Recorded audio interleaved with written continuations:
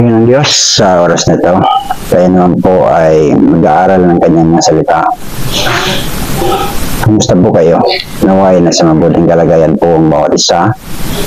At ang ating pag-aaralan po sa oras na ito ay tungkol sa mga bagay ng langit. Nasaan ang langit ang mahabang paghihintay? So, maring sabi niya, napakahaba ng paghihintay. 2,000 years ng mahayag ang ating Panginoon. At ang pangako niya na bagong langit at bagong lupa ay hinihintay ng bawat isa na sumasampalataya. Kung titingnan natin ang ating Panginoong Kristo sa kanyang buhay, kung aralin natin, ang sabi niya, learn of me. Sabi niya, pag-aralan niyo ako. Napakaiksi ng panahon na meron siya. Simula nang magkaedad siya ng 30 years. Ayon sa edad ng isang tao, nang siya ay mag-ministry, nangaral, ginawa ang gawain ng Ama na ginagagawa sa kanya, ay nasa 3 taon lang at kalahati. Mula siya nang namatay at nabuhay muli at makit sa langit, more than 2,000 years na ang nakakalipas. So, ano nga ba ang langit? Hanggang kailan tayo maghihintay? Sa ating video ngayon ay ating pag-aaralan ang tatlong mahalagang paksa. Una, the treasure of heaven. Where is the kingdom? The qualification to enter the kingdom of heaven. So, tatlong bagay nating alamin sa ating video na ito, yung tungkol sa kayamanan ng langit, saan naroon ang kaharian ng Diyos, at ano ang qualification para makapasok sa kaharian ng langit. Bago ako magpatuloy, kung hindi ka pa nakapag-subscribe kaibigan sa aking channel, please subscribe. Ang inyong pag-subscribe ay napakalaking bagay upang tayo ay makapagpatuloy sa pagbabahagi ng mga salitang Diyos sa ating channel, Liberty in Christ. Ayon sa pahayag o Book of Revelation, itong sinasabi, at nakita ko ang bagong langit at ang bagong lupa, sapagkat ang unang langit at ang unang lupa ay naparab, at ang dagat ay wala na. Pahayag na ito ay naglalaman ng pagtatapos likha ng Diyos ng isang bagong lupa at bagong langit. So ano nga ba ang kayamanan ng langit? Ang kayamanan ng langit ay ang kanyang salita. At ikaw, kaibigan, alam mo ba na sa salita ng Diyos, sinasabi niya na ang tao ay kanyang kayamanan? Ang kayamanan ng tao ay ang Diyos at ang kanyang salita. Sa pahayag ng salita ng Diyos, ayon sa Juan chapter 1 verse 1 to 4, sabi dito, nang pasimula siya ang berbo, at ang berbo ay sumasa Diyos, at ang berbo ay Diyos. Ito rin ang nang pasimula ay sumasa Diyos. Ang lahat ng mga bagay ginawa sa pamamagitan niya, at alinman sa lahat ng ginawa ay hindi ginawa kung wala siya. Nasa kaniyang buhay, at ang buhay ay siyang ilaw ng mga tao. John chapter 1 verse 1 to 4. So, in the beginning was the Word, and the Word was with God. Dito sa verse 4, nasa kanya ang buhay, ilaw, nagmumula sa salita ng Diyos. So, ang ating pag-aaralan, ang mga salita ng Diyos, ano nga ba ang sinasabi niya tungkol sa kayamanan? Ang Diyos ang lumikha, ang Diyos ay salita, ang pasimula ay salita, at ang salita sumama sa Diyos, at ang salita ay Diyos. Matitingnan natin ang Deuteronomy 33, verse 13. Ang sinasabi at ipinapahayag ng salita ng Diyos.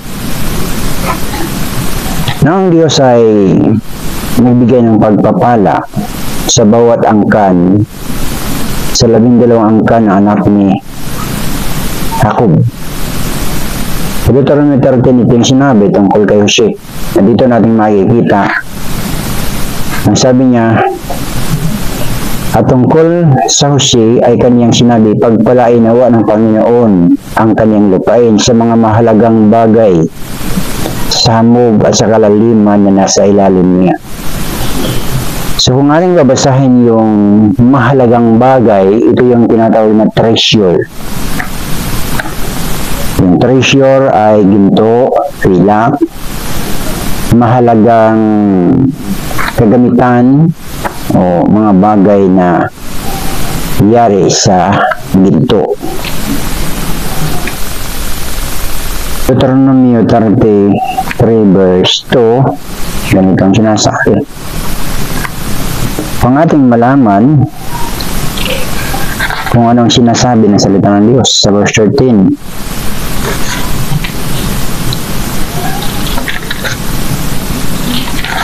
Sabi,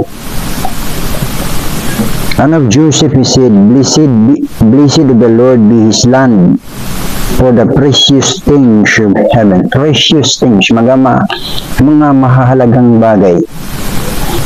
28:12. Deuteronomy 28, sabi ng Panginoon, sabi ng salita ng Diyos, bubuksan ng Panginoon sa iyo ang kanyang mabuting kayamanan, ang langit, upang ibigay ang ulan sa iyong lupain sa kapanahunan, at upang pagpalain ang buong gawa ng iyong mga kamay, at ikaw ay magpapahiram sa maraming bansa, at ikaw ay hindi hihiram. So dito, pinapakita na ang salita ng Diyos ay tulad sa ulan, na nagtuturo, nagpapahayag ng mga bagay na nais niyang ituro sa atin. Sa Deuteronomy 32, ito ang sabi niya, ang aking aral ay papatak na parang ulan. Ang aking salita ay bababa na parang hamog, gaya ng ambon sa malambot na damo at gaya sa mahinang ambon sa gugulayin. So, ang salita ng Diyos ay magiging kayamanan ng tao, at ang tao ay magiging kayamanan ng Diyos. So, kung ano ang kayamanan ng langit, ang sagot is ang salita ng Diyos at ako. Ang salita ng Diyos, ang kayamanan ng langit ay ang salita ng Diyos at ikaw, kaibigan. So, makikita natin na ang salita niya ay parang ulan, ang kanyang aral, ang kanyang salita, ang kayamanan ng tao. Ngunit ilan lang nito na mayroon kaisipan ng mga tao na ang tanging kayamanan dapat magkaroon ng tao ay ang salita ng Diyos. Sa salita ng Diyos, malalaman natin kung anong kanyang plano at layunin. Sa salita ng Diyos, malalaman natin kung ano ang kanyang ginugusto para sa ating mga buhay. So dito makikita natin na kung ikaw ay tao na mayroong salita ng Diyos, napapalad mo, kaibigan. Sapagkat ito yung sinasabi ng lamentasyon. Ang lamentation o panaghoy, chapter 4, verse 1 and 2. Ang sabi niya, anot ang ginto ay naging malabo, anot ang pinakadalisi na ginto ay nagbago, ang mga bato sa sanktuaryo ay natapon sa dulo sa lahat ng lahat sa nalansangan.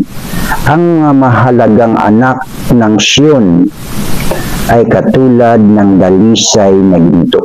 Ano pinahalagahan na waring mga sisidlang lupa na gaya ng mga kamay ng magpapalyo. So ito yung matalinghaga. Ito yung matalinghaga na pananalita na ang tao, ang mga anak ng Sion. Ang Sion ay lugar na pinili ng Diyos sa panahon ni David. Zion, lugar na kung saan naghahari ang Diyos, lugar na kung saan nahahayag ang presensya ng Diyos.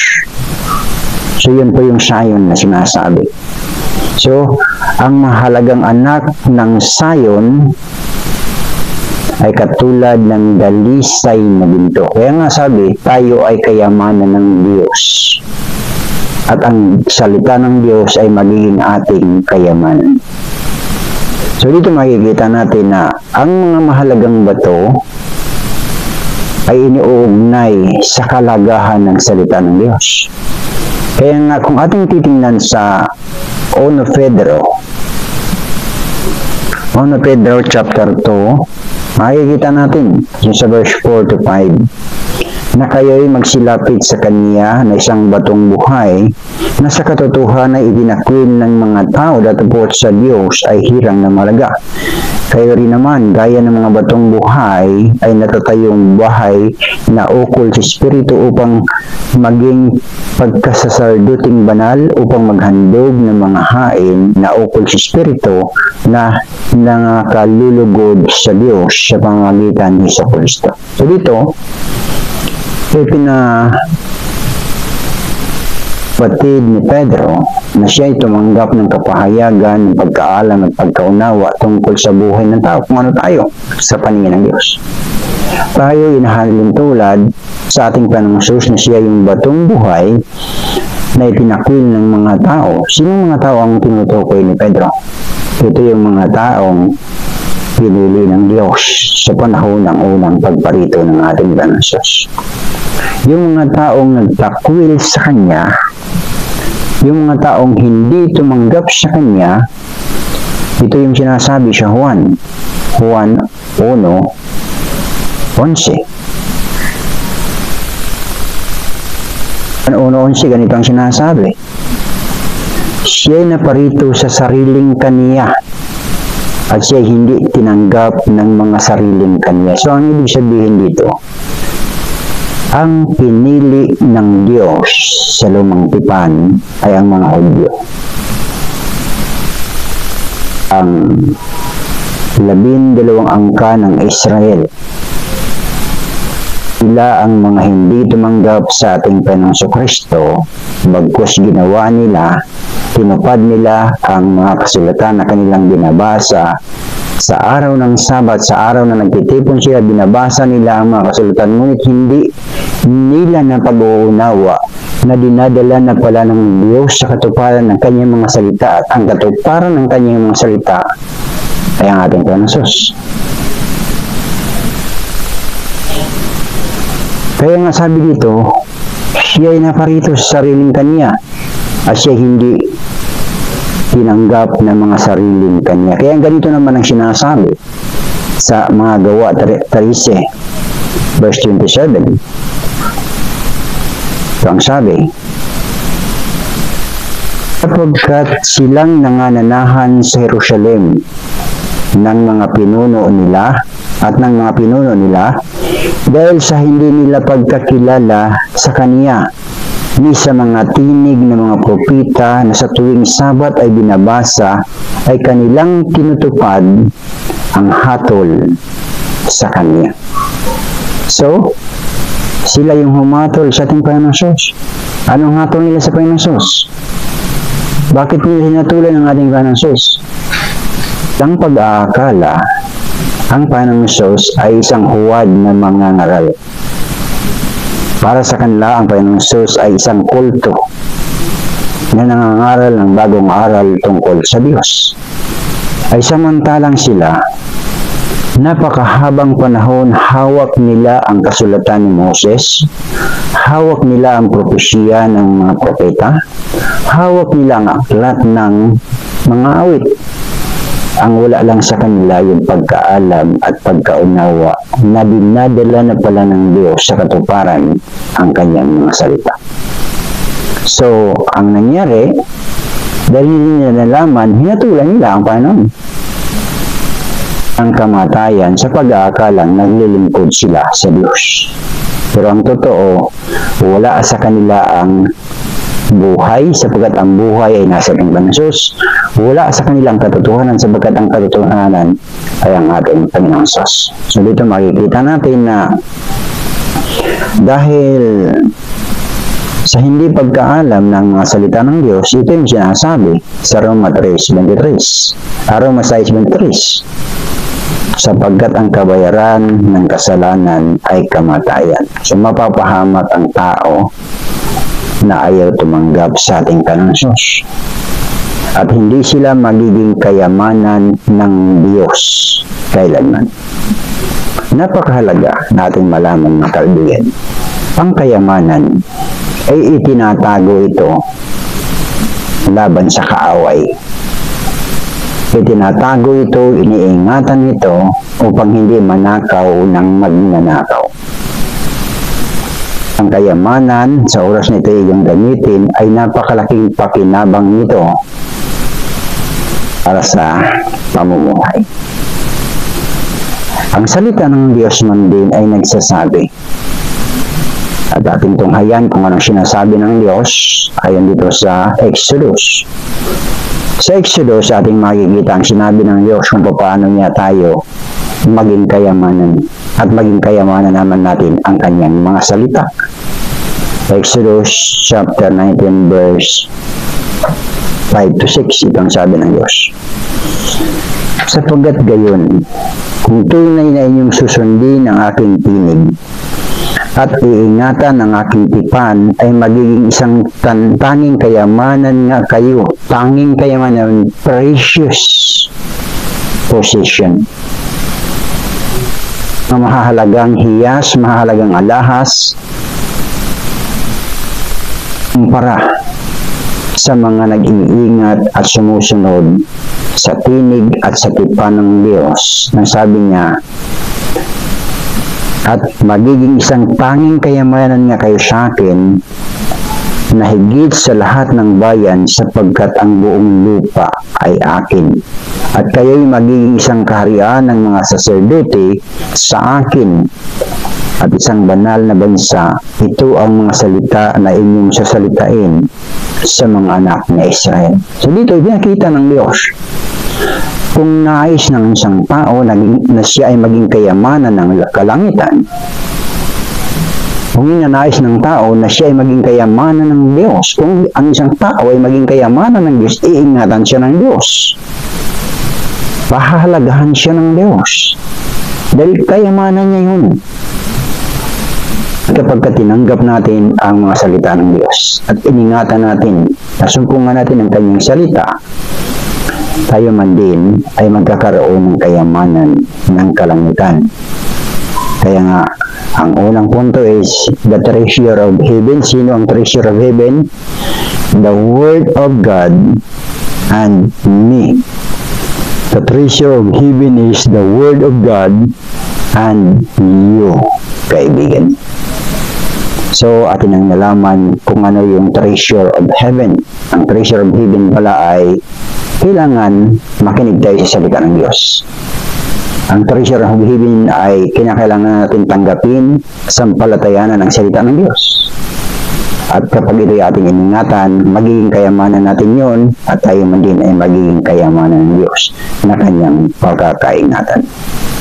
So, ang ikalawang bagay nating pag-aaralan is, where is the kingdom of heaven?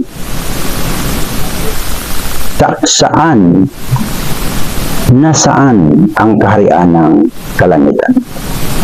So kung ating titingnan, ang kaharian ng kalangitan, ang sinasabi ng ating Panginoon, ito yung aral ng Panginoon, tungkol sa kaharian kung saan natin ito matatagpuan. So ang kaharian ba ng Diyos ay nasa mga bansa na maunlad? Pumunta tayo ron, halimbawa, ang kaharian ng Diyos ay nasa Amerika at kinakailangan natin pumunta sa Amerika. O ang kaharian ba ng Diyos ay nasa Korea, nasa Russia, nasa Jerusalem, nasa Israel, o saan mang bansa naroon ang kaharian ng Diyos? At kinakailangan natin pumunta roon para mapasakop sa paghari ng Diyos. O ang kaharian ba ng Diyos ay nasa Pilipinas? Dito, alamin natin ang mga katotohanan nito sa pamamagitan ng salitang Diyos. Sa Lucas chapter 17, verse 20, 21. Ganito ang sinasabi. Palibhasa ay tinanong siya ng mga Pariseo kung kailan darating ang kaharian ng Diyos. At sinagot niya sila na sinasabi, ang kaharian ng Diyos ay hindi paparito na mapagkikita. Yung sabihin, visible. Mapagkikita yun talagang makita natin yung hari, may mga sundalo, na sangkap ng mga armas. Nasasabihin man nila narito o naririyan sapagkat narito ang kaharian ng Diyos ay nasa loob ninyo. Paano natin unawain na ang kaharian ng Diyos ay nasa ating kalooban? Paano natin unawain na ang kaharian ng Diyos ay hindi natin may tuturo na naroon ang kaharian ng Diyos? Hindi natin may tuturo na narito, nariyan ang kaharian ng Diyos. Ang kaharian ng Diyos ay nasa loob ninyo. Ano ang ibig sabihin ng ating Panginoon? Ang kaharian ng Diyos ay nasa ating Panginoong Hesus. Sa ating Panginoong Hesus. Siya ang naghahari sa kaharian ng Diyos sapagkat ang kaharian nito ng Ama ay pinagkaloob sa Kanya ng ating Ama. Kung tutunghayan natin ang Kolosas, at bago natin balikan ang sinasabi dito ang Kolosas, titingnan natin ang Kolosas chapter 1 verse 12. Ang sabi, na nagpapasalamat sa Ama na sa atin nagpaging dapat sa atin upang makabahagi ng mana ng mga banal ng kaliwanagan na siyang nagligtas sa atin sa kapangyarihan ng kadiliman at naglipat sa atin sa kaharian ng anak ng kanyang pag-ibig. So ang ibig sabihin kung babalik tayo sa Lucas verse 17-20, kasi nasabi na natuklasan ni Pablo nang ang Panginoong Hesus ay nangangaral tungkol dito sa Lucas 17. Si Pablo ay wala sa kanyang presensya. Wala siya roon ng mga panahon na sinasabi niya. Sapagkat ng kalaunan ng ministry ng ating Panginoon nang matapos niyang baltain ang hirap sa krus, sa kamatayan, sa pamagitan ng pagkabuhay, sa kanyang pagkatagumpay, sa pagkabuhay na maguli, nang siya umakyat sa langit, doon palang nagkaroon ng ugnayan si Pablo sa road of Damascus sa Aklat ng mga Gawa, chapter 9. At doon palang nabuksan sa kanya na nagpapasalamat siya sa Diyos Ama na natagpuan siya ng Diyos Ama at dinala siya sa ating Panginoon. Kaya ang nasa kasalubong niya, ang namig niya sa road of Damascus ay ang ating Panginoon. Na ang ating Panginoon, siya yung kaharian. Siya yung naghahari sa kaharian ng Diyos at ito'y papasok sa kalooban natin kapag ito'y tinanggap natin. At sinampalatayan natin ang Panginoong Hesus sa ating mga puso at sa ating mga buhay. So dito pinagkikita, kung babalik tayo, na ang kaharian ng Diyos ay hindi masasabi natin ay yun ang kaharian ng Diyos. Sila ang kaharian ng Diyos. kundi ang kaharian ng Diyos kapag tinanggap natin ang Panginoong Hesus. Sabi niya, sapagkat narito ang kaharian ng Diyos ay nasa loob ninyo. Bakit niya sinabing nasa loob ninyo? Sino ang mga taong sinabihan ng ating Panginoon nito? Yung kanyang mga alagad. Yung kanyang mga alagad na sumusunod sa kanya. Saan man siya pumaroon? Yung mga alagad na napili sa kanya, nakikinig sa mga salita ng Diyos, sa kanyang mga aral na katotohanan, sa kanyang mga salita ng buhay.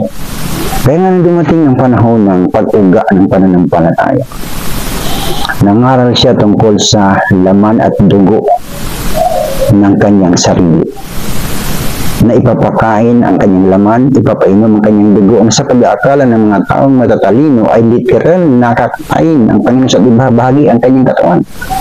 Ngunit ang tinutukoy nila isang spiritual na kapahayagan. So dito, iba nakita, sabi, sino makakatanggap nito? Napakatigas ng pananalitan ito. At ang sabi sa salitang Diyos, marami ang mga tumalikod at hindi na sumunod. So ating babasahin yan sa Juan. Juan 6, dito natin makikita yan sa Juan 6. Na ang Panginoon Hesus ay nagsalita ng matitigas ng pananalita.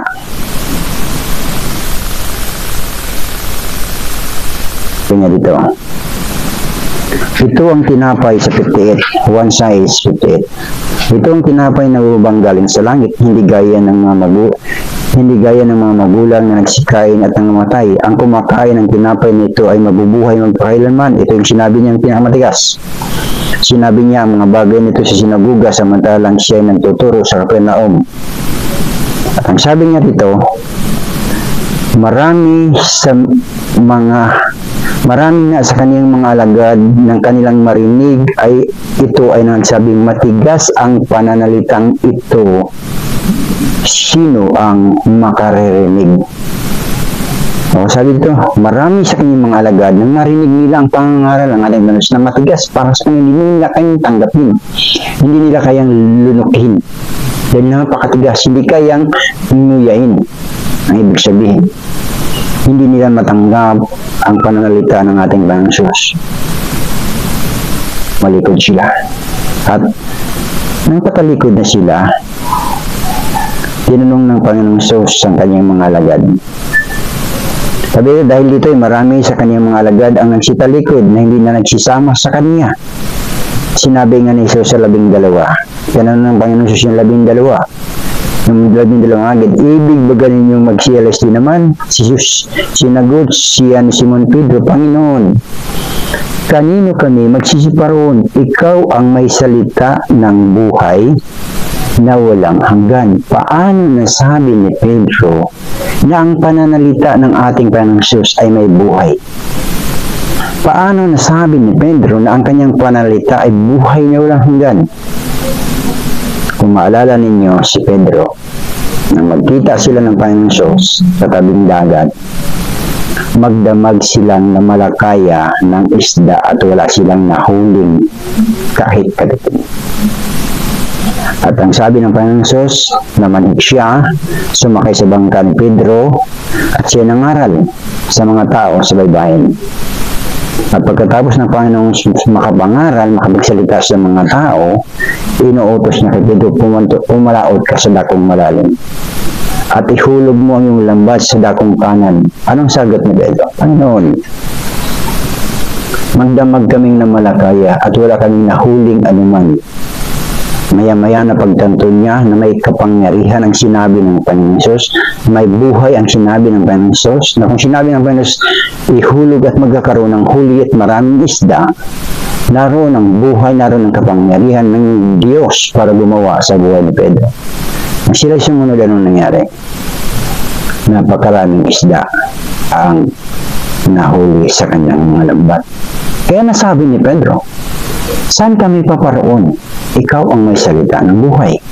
Ikaw ang may salita ng kapangyarihan.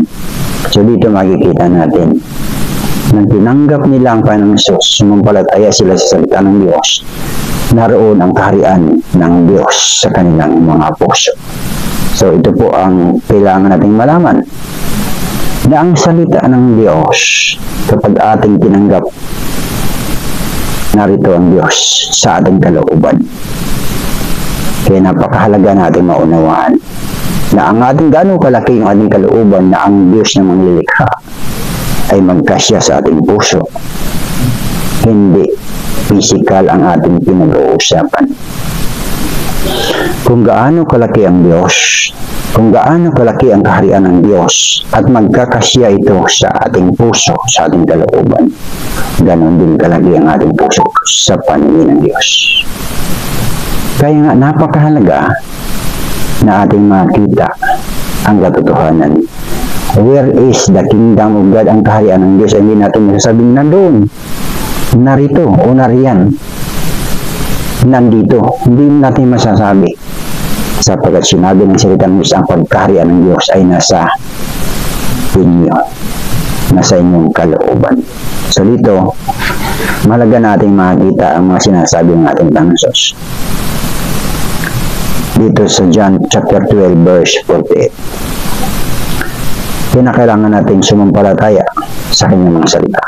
Sinasabi ng salita niya na kapag nagnanais tayo makapasok sa kaharian ng Diyos, tanggapin natin ating Panginoon. Sampalatayanan natin siya. At sa pagsampalataya natin sa Kanya, sa pagtanggap natin sa Kanya, sapagkat nang siya naparito, anong sabi ng ating binasa kanina, hindi siya tinanggap ng mga sariling Kanya, ngunit ating basahin muna. Sa Juan 1:11 hanggang 13, sabi dito, saya'y naparito sa sariling Kanya at siya'y hindi tinanggap ng mga sariling Kanya. Datapwat sa lahat ng mga nagsitanggap sa Kanya ay pinagkalooban niya sila ng karapatang maging mga anak ng Diyos, sa makatinbagay sa mga nagsisampalataya sa Kanya, na mga ipinanganak na hindi sa dugo, ni sa kalooban ng laman, ni sa kalooban ng tao, kundi ng Diyos. So, ibig sabihin, ganito. Magiging anak tayo ng Diyos kapag tinanggap natin ang ating Panginoon.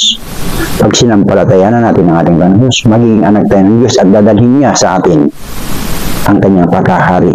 At yun ang kaharian na paghaharian ng Diyos, yung ating mga puso, yung ating mga buhay. At dadalhin niya ito sa pagsunod para natin magawa kung ano ang kalooban ng Ama.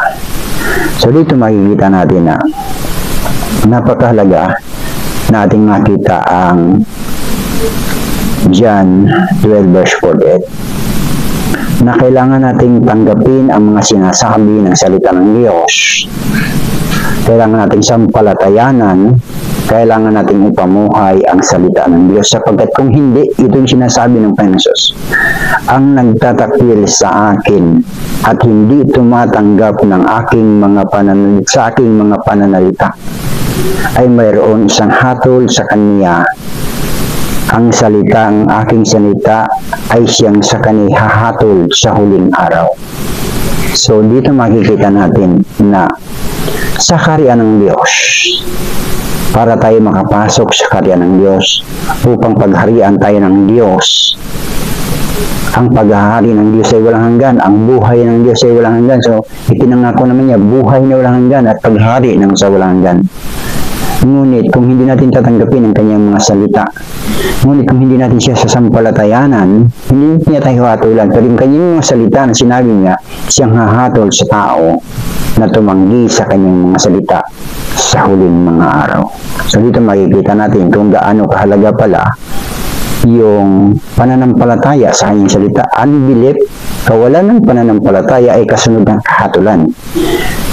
Unbelief and judgment, kapag hindi tayo sumampalataya, kapag hindi natin tinanggap ang salita ng Diyos. Ngunit ano ang sabi? At nalalaman ko ang kaniyang utos ay buhay na walang hanggan. Sa mga bagay nito sinalita niya sa akin ng Ama, gayon ko sinasalita. Ang ibig sabihin, kapag tayo sumunod sa kalooban ng Diyos, sumunod sa utos ng Diyos, anong utos ng Diyos? Tanggapin siya. Sampalatayanan ng kanyang salita. Sundin ng kanyang kalooban, manatili sa kanyang tipan. Dito matatanggap natin yung obedience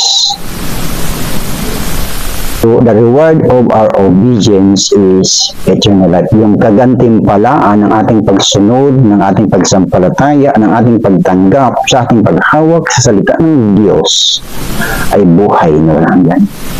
So, dito natin makikita na ang kaharian ng Diyos nasaan? Sa ating kalooban. Dalawa lang yan. Itatakwil tayo.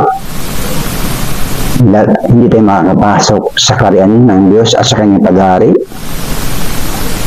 Tingnan natin kung anong sinasabi ng Panginoong Diyos kapag hindi tayo papasakop sa kanyang kaharian. Sa Lucas 19:27, dito natin makikita yung kadilikaduhan. Lucas 19:27.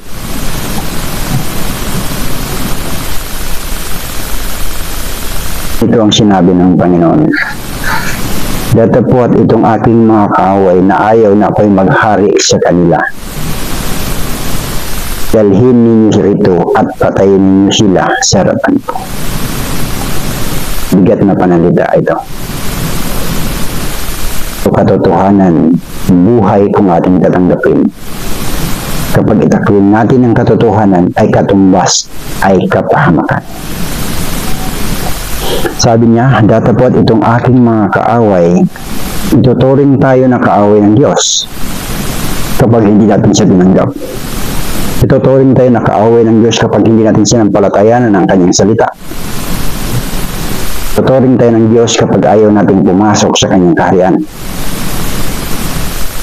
Sabi niya, sinabi ko sa inyo, sabi niya, datapwat itong aking mga kaaway na ayaw na ako'y maghari sa kanila ay dalhin niyo rito at patayin ninyo sila. Yun ang pagkapahamak ng tao na ayaw sa Diyos.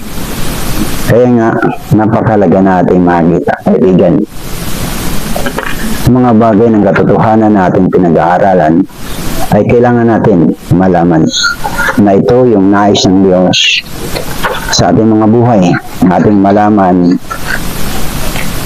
kung ano ang kanyang kalooban. Ngatlong punto na ating pag-uusapan, yung qualification to enter into the kingdom of heaven. So may mga kwalifikasyon, so may mga requirements na dapat nating masunod. Dahil hindi basta-basta makakapasok tayo sa paghahari ng Diyos, sa kaharian ng Diyos, nang gayon na lang. Kailangan meron tayong dapat malaman. Ma-orient dapat tayo, may paalam. Kaya nga, naparito ang ating Panginoon Diyos ng aral. Ang pangangaral ng ating Panginoon Diyos ay ipinababatid kung ano yung mga dapat gawin ng tao, paano siya makapasok sa paghahari ng Diyos, paano siya makapasok sa kaharian ng Diyos. So dito, makikita natin, kinakailangan natin dumaan sa posisyon. Anong sinasabi niya sa Juan chapter 3? John chapter 3, ganitong sinasabi ng salita ng Diyos.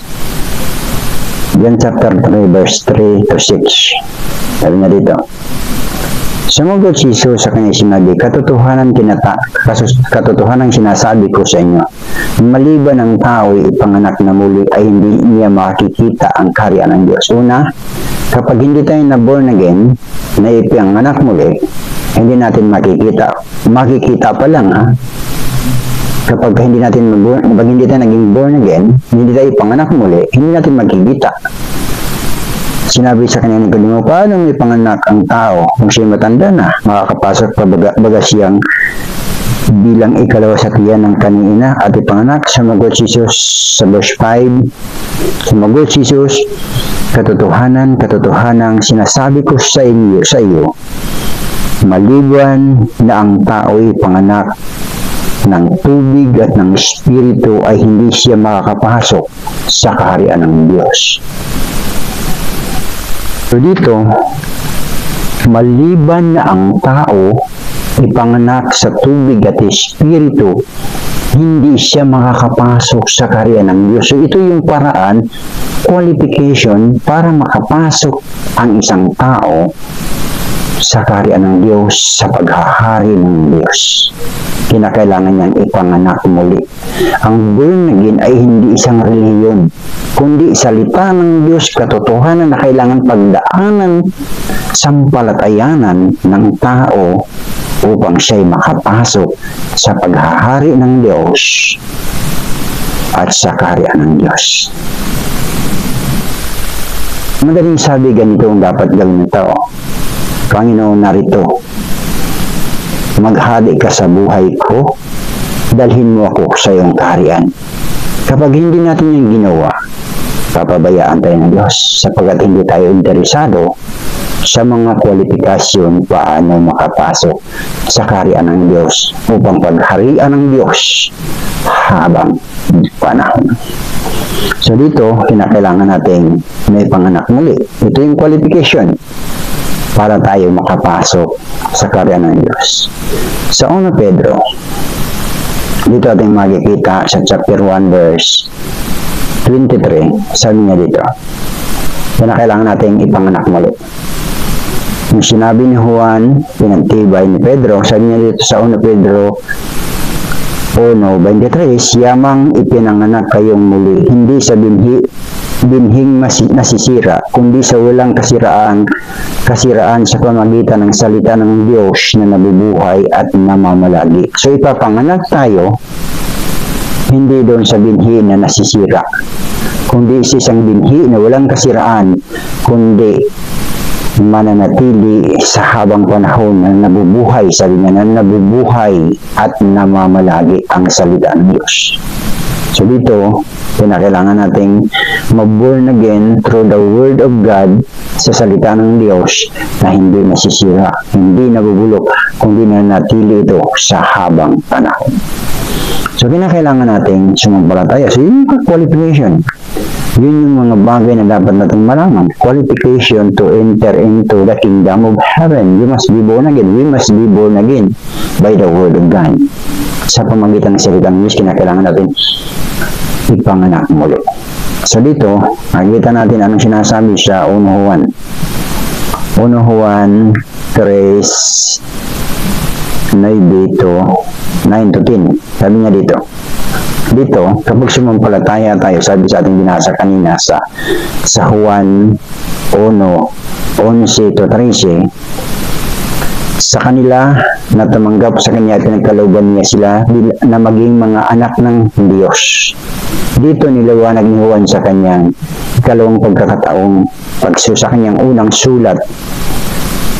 Sabi dito, ang sinumang ipinanganak ng Diyos ay hindi nagkakasala, sapagkat ang kanyang binhi ay nananahan sa kanya at siya hindi maaring magkasala sapagkat siya ay ipinanganak ng Diyos. Dito nahahayag ang mga anak ng Diyos at ang anak ng Diablo. At sino mang hindi gumagawa ng katuwiran ay hindi sa Diyos, ni ang hindi umiibig sa kanyang kapatid. So dito makikita natin yung dalawang katotohanan, maging anak ng Diyos o maging anak ng Diablo. Kailangan natin magpasya. Kanino kang anak? Sino ang gusto mong maging ama? Amang nasa langit o ang Diablo na sinasabi ng Panginoon sa Juan 8:44 na ang Diablo ang inyong ama? Sino ang sinabihan nun? Yung mga taong hindi tumanggap sa kanya, yung mga Israelita, yung mga Hudyo sa panahon ng ating Panginoon Jesus. Yun yung mga sinabihan ng Panginoon Jesus, kayo'y sa inyong amang Diablo. So dito makikita natin sa John chapter 8 verse 44, ating tunghayan. John 8:44 ating basahin. Ye are of your father the devil. Sabi ng Lord Jesus. Sabi niya dito sa John 8:44, ye are of your father the devil. So sabi naman ni Juan dito na dito nahahayag ang anak ng Diyos at ang anak ng Diablo. Sinabihan ng Panginoon, ye are of your father the devil. Yung mga taong hindi sumampalataya sa Kanya, hindi sumampalataya sa salita ng Diyos, hindi sumampalataya sa plano at layunin ng Diyos, sila yung itinuring ng mga anak ng Diablo. So dito kailangan nating malaman sa paano tayo maliligtas. Kung hindi pa natin tinanggap ang Diyos, hindi pa natin nasampalatayanan ng Diyos at hindi pa tayo nakikinig sa salita ng Diyos, kanino tayong anak? Sa palagay mo? Sa Diablo. Dahil ang diablo, wala sa kanyang katotohanan. Ayaw niya sa salita ng Diyos ang Panginoong Hesus, siya ang daan, ang buhay at ang katotohanan. Kaya sabi niya dito, "Year of your father the devil, the last of your father, he will do. He was a murderer from the beginning, and abide not in the truth. There is no truth in him." Wala sa kanya ang katotohanan. So, nasa ang katotohanan? Nasa salita ng Diyos. Sabi niya,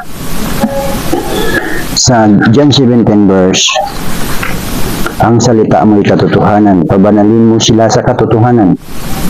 Kaya nga dito, na kinakailangan natin malaman ang salita ng Diyos. Kinakailangan natin mag-aral sa salita ng Diyos. Kinakailangan natin makinig sa mga aral ng salita ng Diyos upang tayo ay maging mga anak ng Diyos. At kinakailangan natin ang palatandaan na tayo mga anak ng Diyos. At ang Diyos ang ating Ama ay pinanganak tayo ng Diyos sa pamagitan ng kanyang salita, ay nakikinig tayo sa kanyang mga salita. Tumatanggap tayo ng kanyang mga salita, sumasampalataya tayo sa kanyang salita, at umaasa tayo sa kanyang mga salita. Kaya nga sabi dito, John 17:17, "Pabanalin mo sila, sanctify them through thy truth." So ito yung sabi sa Juan 17:17,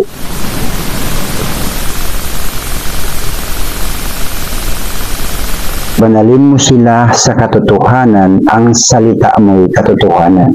So, kung sa diablo,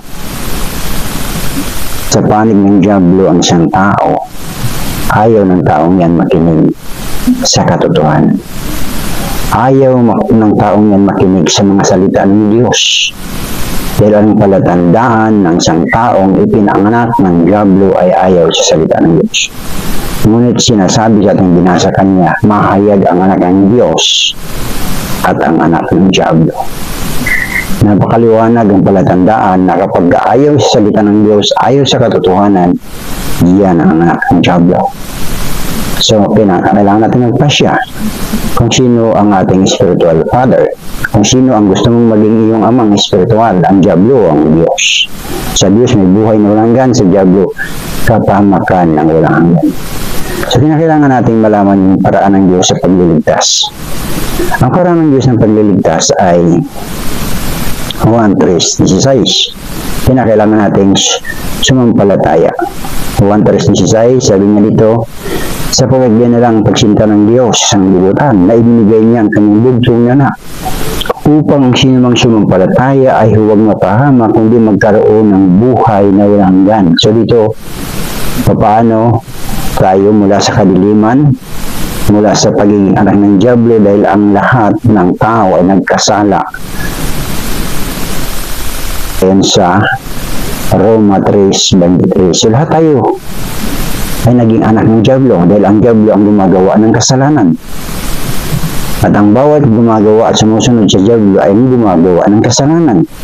Pero narito ang pagliligtas ng Diyos, sapagkat ganyan na lang pagsinta ng Diyos sa libutan, ibinigay niya ang kanyang bugtong na anak, upang sinong sumampalataya ay huwag mapahamak, kundi magkaroon ng buhay na walang hanggan. So kinakailangan natin sumampalataya upang tayo ay maging mga anak ng Diyos. So dito sa Galatia chapter 3, makikita natin kung paano tayo maging mga anak ng Diyos. 3:23-26, yung sinasabi ng salita ng Diyos, kailangan natin tanghayan. Ngunit bago dumating ang pananampalataya ay nabilanggo tayo sa ilalim ng kautusan, at na nakakulong tayo hanggang sa pananampalataya ay papahayag pagkatapos. Ano pat ang kautusan ay siyang naging tagapagturo natin upang ihatid tayo kay Kristo, upang tayo'y aaring ganap sa pamagitan ng pananampalataya. Datapot ngayong dumating na ang pananampalataya ay wala na tayo sa ilalim ng tagapagturo, sapagkat kayong lahat ay mga anak ng Diyos sa magitan ng pananampalataya kay Kristo Jesus. So dito, magiging anak ka na ng Diyos kapag sumampalataya ka sa ating Panginoon. Kapag tinanggap mo na siya, kapag sumampalataya ka sa Kanya, nakikinig ka sa Kanyang salita, nakikinig ka sa Kanyang aral, inaalam mo sa pamagitan ng personal mong buhay ang pag-aaral, pagbabasa ng salita ng Diyos. Ang salita ng Diyos ay nagpapahayag, magiging anak ka na ng Diyos. dahil sumampalataya ka sa ating Panginoong Diyos. Ang pagsampalataya sa ating Panginoong Diyos ay nangangahulugan na tinatalikuran mo ang dyablo. Tinatanggap mo ang Diyos na maging iyong Ama at ikaw ay ililigtas ng Diyos sa kapahamakan sa pamagitan ng pananampalataya kay Kristo Jesus. So dito natin makikita na ang anak ng Diyos ay kinakailangang makinig sa salita ng Diyos. So ito ay ating babasahin ng Juan 8. Sa Juan 8, dito natin makikita sa John chapter 8 verse 41.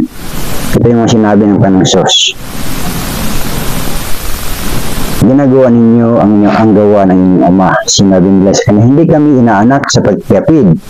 May isang Ama kami, ang Diyos. Sinabi sa kanila ni Jesus, kung ang Diyos ang inyong Ama ay inyo akong iibigin, ay inyong iibigin ako sapagkat ako'y nagmula at nanggaling sa Diyos sapagkat hindi ako naparito sa aking sarili kundi sinugo niya ako. Bakit hindi ninyo napagunawa ang aking mga pananalita sapagkat hindi ninyo nang mangyaring dinggin ang aking salita? Kayo sa inyong amang dyablo at ang nais ng inyong ama ay ang inyong ginagawa, ang inyong gawin. Siya isang mamatay tao, buhat pa ng una, na hindi na natili sa katotohanan sapagkat walang katotohanan sa kanya. Pagka nagsasalita siya ng kasinungalingan, ay nagsasalita siya ng saganang kanya sapagkat siya isang sinungaling at ama nito. So dito makikita natin ang sinasabi ng salita ng Diyos na ang mga ayaw tumanggap. Pakaliwanag pa sa sikat ng araw na ang ayaw tumanggap at ayaw makinig sa pananalita ng ating Panginoong Diyos. At ang pananalita ng Panginoong Diyos ay walang puwang sa kanilang mga puso sapagkat ayun ang palatandaan ng dyablo ang naghahari sa kanilang mga puso. Sila yung mga anak ng dyablo. Ngunit, kung nais natin maging mga anak ng Diyos, sumampalataya at tanggapin natin ang ating Panginoong Diyos. At dito, sa ating topic, nasa ng langit ang mahabang paghihintay. Una, ano ang kayamanan ng langit? Pangalawa, saan naroon ang kaharian ng Diyos? At ang pangatlo, paano makapasok sa kaharian ng Diyos? At bilang pangwakas, dito tayo magtatapos sa talatang ito. Sa Matthew 7:21. Matthew 7:21, ito ang sinasabi ng ating Panginoong Diyos. Hindi ang bawat nagsasabi sa akin, Panginoon, Panginoon, ay papasok sa kaharian ng langit, kundi ang gumaganap ng kalooban ng aking Ama.